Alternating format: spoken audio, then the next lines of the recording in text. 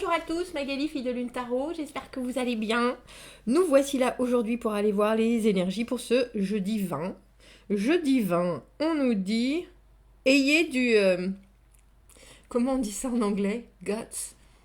Gutsy, c'est faire des choses qui sont un peu risquées. Et ça marche. Vous avez des opportunités, allez de l'avant, faites votre lot, entre guillemets.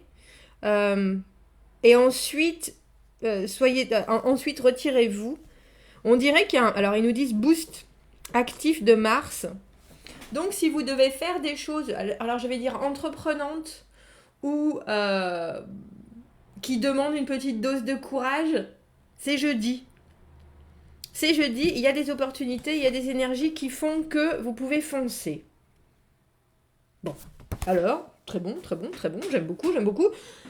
Ça tombe bien, nous avons pris notre jeu de David Bowie qui ne se lit qu'à l'endroit. Je suis arrivée dans mon bureau avec mon café, toute sereine, toute contente. Et puis je suis passée devant le miroir et j'ai fait « Ah, mais tu t'es pas maquillée, Magali !» Parce que ça fait quand même une différence. On a l'air plus fraîche, hein, un peu plus fraîche tout de même. Arrête de parler, Magali. Ok, arrête de parler, je arrête de parler. Ah, bref, voilà, vous me voyez toute rose, fraîche de mon hydratant du matin. Quelle heure est-il? Quel jour? 19, le jeudi 20. Allons voir les énergies pour ce jeudi 20 mai et les messages à vous transmettre. Alors, on va voir ce que ça va donner durant Je sais pas comment on dit ça, mon appel au guide d'avant les tirages. J'ai demandé de l'aide pour vous donner des conseils et transmettre les bons messages pour vous apaiser. C'est le mot qui m'est venu. Donc, on va voir ce que ça donne pour ce jeudi 20. Si on trouve des réponses.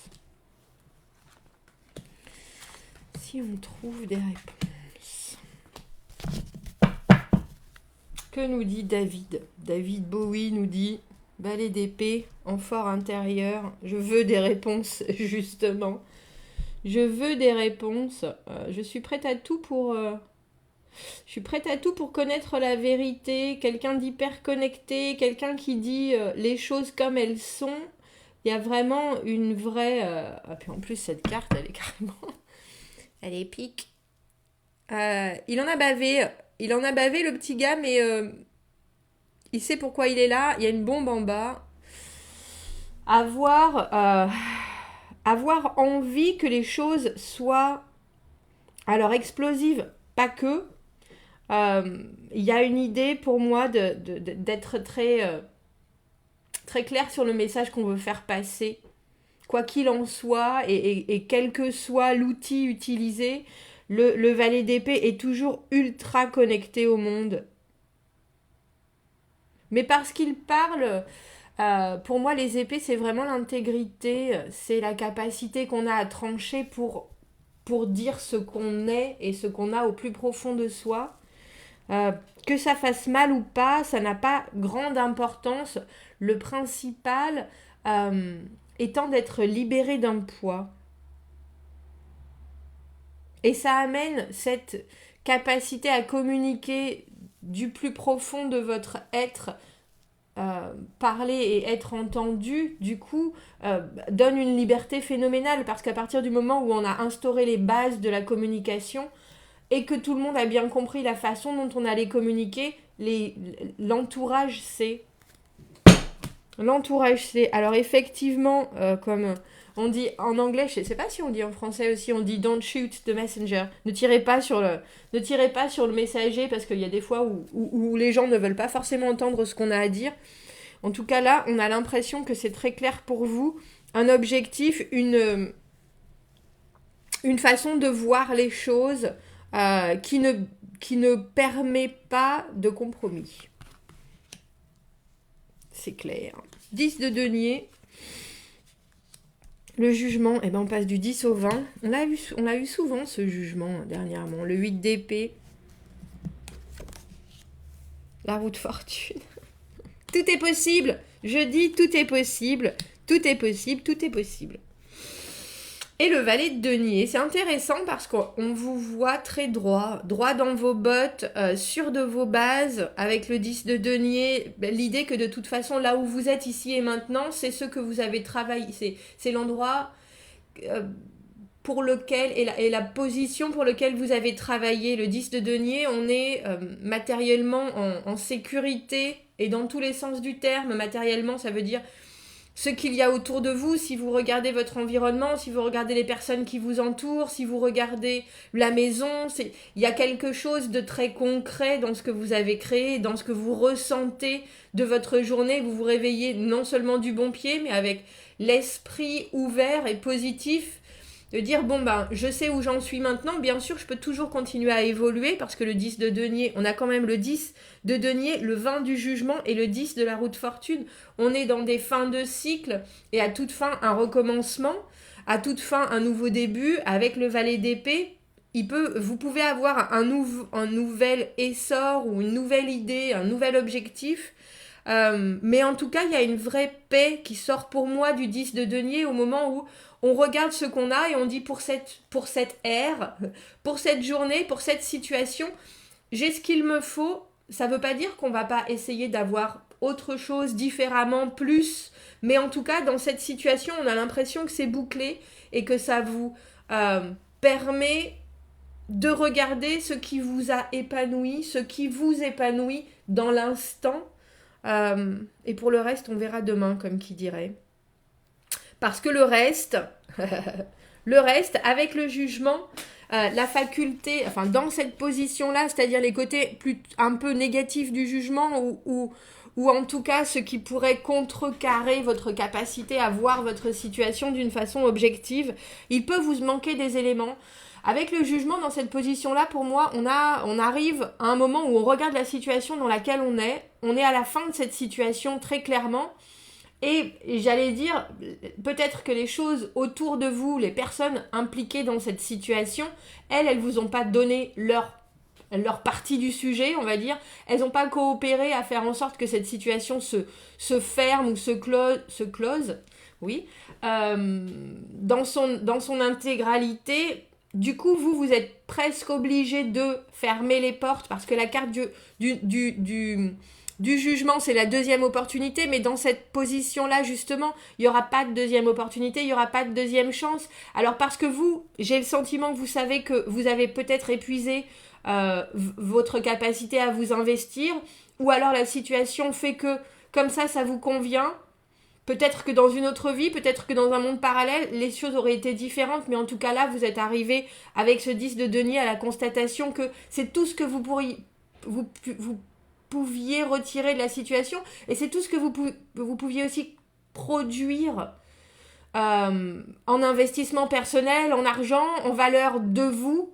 Avec le jugement là, j'ai l'impression que cette renaissance à la même situation, même si quelque part ça pourrait vous convenir, je dis ça parce qu'on a le 8 d'épée, le conditionnement, le 8 d'épée, la zone où on fait les choses toujours de la même manière, parce qu'on est un peu coincé par ses propres limitations, parce qu'on n'arrive pas non plus, vous voyez, elle n'arrive pas à se sortir de ce sarcophage, et à l'intérieur du sarcophage, il y a un petit sarcophage avec elle à l'intérieur aussi.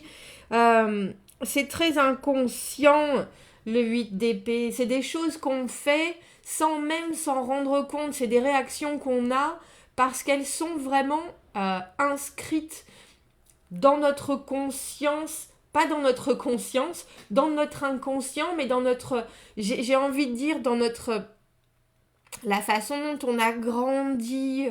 On ne voit pas certaines pièces du puzzle parce que le puzzle, on l'a toujours fait de la même façon, et que c'est bien plus facile de le faire de cette façon-là, et qu'on voit même pas pourquoi il faudrait commencer par l'intérieur plutôt que par les bords. Pourquoi il faudrait commencer par la pièce du milieu plutôt que de trouver les quatre coins, parce que les quatre coins, c'est ce qui nous semble le plus facile. Et est-ce qu'il y a une autre méthode ? Vous voyez ce que je veux dire ? On est vraiment avec le 8 d'épée dans un espèce de c'est pas un labyrinthe, enfin c'est un labyrinthe quand on se rend compte que la situation qu'on vit, on la vit toujours de la même manière, ou alors on vit des situations différentes, mais au final pour nous il y a toujours le même résultat, et là on se dit ah, le 8 d'épée pour moi c'est un labyrinthe. Pour certaines autres personnes, le 8 d'épée c'est quelque chose de très rassurant. C'est quelque chose où on se dit, ben moi par exemple, voilà, si je devais, moi par exemple, je peux pas rencontrer quelqu'un qui dort avec son chien. Vous voyez ce que je veux dire? Parce que vos parents, ils vous ont toujours dit ah mais non, les chiens, ça va par terre, on met pas les chiens dans un lit, alors que pour d'autres personnes, c'est complètement naturel. Et il y a une espèce de clivage complet entre ce qu'on est capable de faire et ce qu'on refuse de faire. Et le 8 d'épée, ça peut être aussi limitant, je vais dire, que rassurant. À part que là, vous savez bien que le labyrinthe dans lequel vous êtes, au final, il vous permet de vous connaître mieux. Parce que je sais plus pourquoi, je regardais un truc avec un labyrinthe et puis quelque chose m'est venu en tête, il faut toujours tourner à droite. Je sais pas pourquoi, il y a un truc, ça doit être une légende urbaine, je présume, hein, sur le fait que dans un labyrinthe, si on tourne tout le temps à droite, on trouvera la sortie. Parce que là, vous savez que, avec cette roue de fortune, surtout, qu'il y a des éléments extérieurs qui peuvent venir vous bousculer, et j'ai l'impression que vous êtes complètement prêt à prendre ce qui, traditionnellement, dans la roue de fortune, est des changements qui peuvent être compliqué à vivre parce que c'est impromptu, parce que on est bien au sommet de la roue et qu'on n'a pas forcément envie d'en tomber. Là, j'ai l'impression que vous savez aussi que et c'est pour ça que vous avez ce valet d'épée. Le valet d'épée, c'est l'hyperconnectivité. Et on a le sentiment là que vous êtes complètement ouvert. Allez la vie, allez l'univers, vas-y, envoie-moi quelque chose qui va faire tourner la roue, que je sois tout en haut, parce que là vous êtes tout en haut de la roue, tout va bien, si vous regardez autour de vous, au final tout va bien, dans votre monde concret, dans la réalité de la 3D, au final, mais il y a aussi l'idée que, et le ressenti que, avec ce 8 d'épée qui quelque part est sécurisant, il faut que ce soit autre chose. Il faut que ça vienne d'ailleurs, le déclic, comme on appelle ça. Le nouvel élément que vous prenez en pleine figure et qui vous montre une nouvelle version d'eux.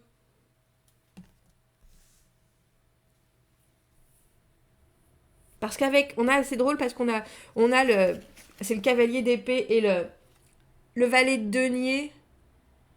Au milieu, qu'est-ce qu'elle est belle. Qu'est-ce qu'elle est belle. J'essaye de vous la montrer en... On dirait Harlequin. Elle est enceinte en plus, notre copine. Qu'est-ce qu'elle est belle. Elle est prête. Hein. Elle est prête à donner la vie. Son nouveau projet, elle l'a dans le ventre.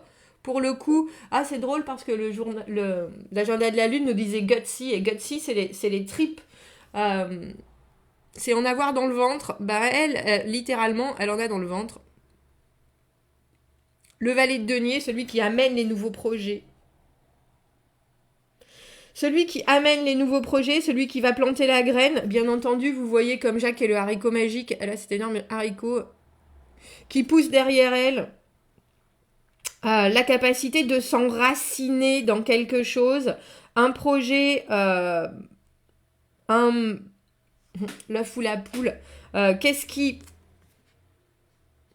va vous faire vous permettre de développer ce que vous avez très profondément envie de développer dans le monde de la 3D.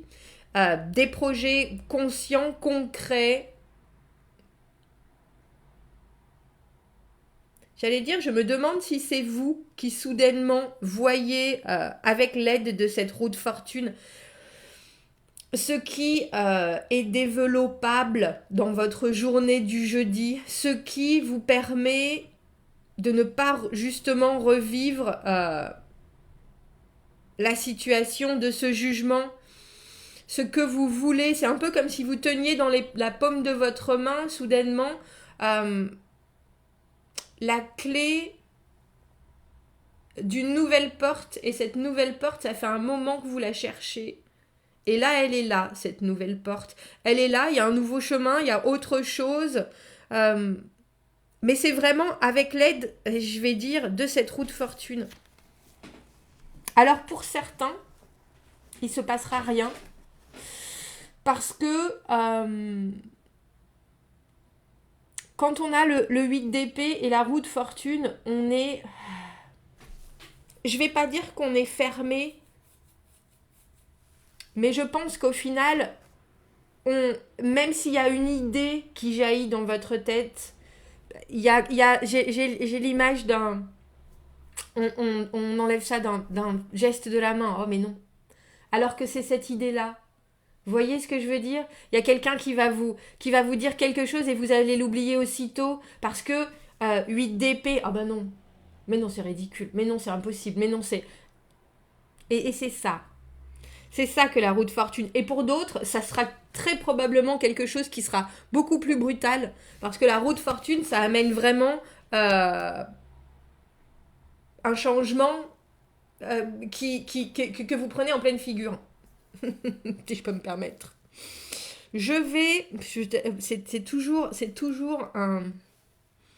C'est toujours compliqué d'éclaircir ce jeu parce qu'il est tellement beau et il est tellement... je vais juste prendre une carte pour ce valet de denier au milieu. Parce que le valet de denier, c'est lui qui amène les projets. C'est lui qui a la spontanéité de proposer quelque chose. Et c'est quelque chose qui va durer sur du long terme. C'est quelque chose qui a la faculté, comme je vous dis, de s'étendre. Alors vous, avec le 10 de denier, il faut savoir que 10 de denier et valet de denier, c'est dans la suite logique des choses.